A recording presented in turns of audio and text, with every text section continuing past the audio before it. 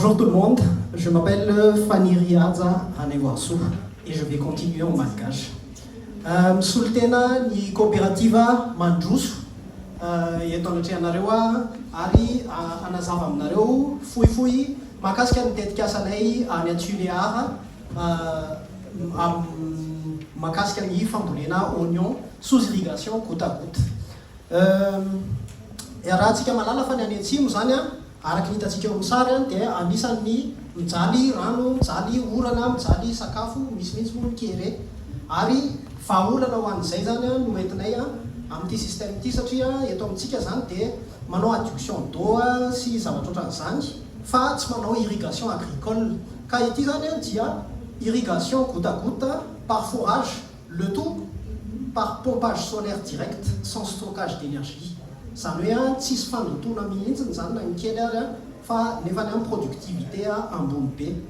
Ny impact anay dia mazava ho azy fa revenu ho an'ireo mpamboly membre ny coopérative ireo ary misy 100 eo no bénéficiaire direct amin'izany. Misy koa ny rano fisotro madio sy ny électricité ho an'ny ireo rehetra ao anatin'ny tetikasa sy ny tanàna manodidina. Iteraka ihany koa izay asa mihoatra ny zato ao anatin'izany tetikasa izany.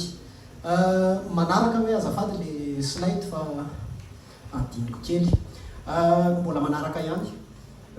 Ny tongolo dia iarahantsika malala fa zavatra sady mora tehirizina no mora avadibadika. Misy karazana utilisation be dia be ary misy développé amin'izao ny oignon en poudre, ny huile d'oignon ho an'ny volo tsy maniry tsara.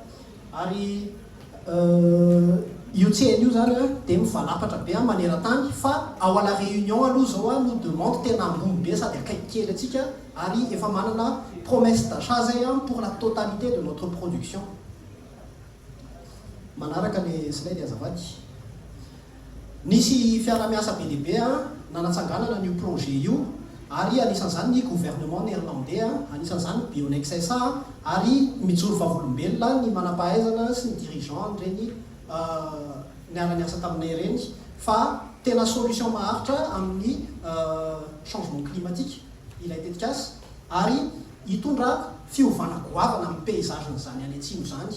Ary farany raha ohatra ka hatrizay atontonony foana amin'ny productivité dia zao tena ahatakatra zavatra mbola tsy hita teo amin'ny tantara.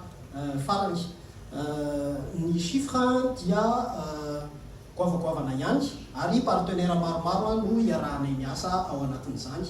Anisany niarahana miasa ihany koa ohatra ny groupe Total, ny base Tuliara izay en cours de négociation amin'izao fotoana izao. Sotra tompoko.